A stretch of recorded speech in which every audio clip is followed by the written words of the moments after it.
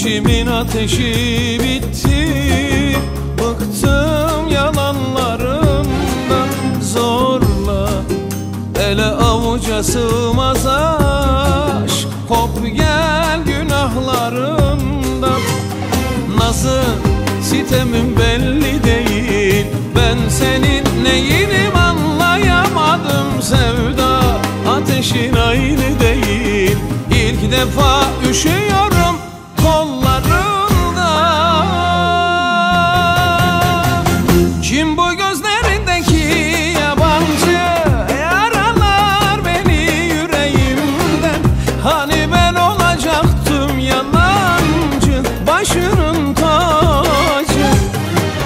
Bugünün yarınların günahkar, yakanı bırakmaz ellerim. Hani ben olacaktım yalancı, başının tacı.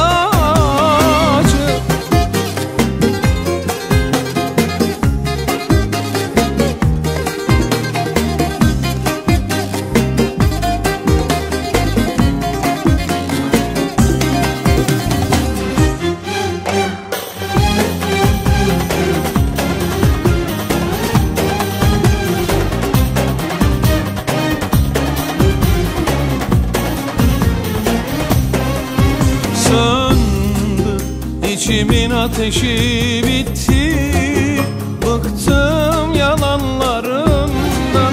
Zorla ele avuca sığmaz aşk, kop gel günahlarından. Nasılsın sitemin belli değil, ben senin neyinim anlayamadım. Sevda ateşin aynı değil, İlk defa üşüyorum kollarında.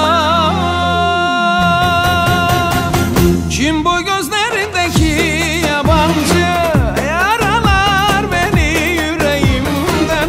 Hani ben olacaktım yalancı, başının tacı.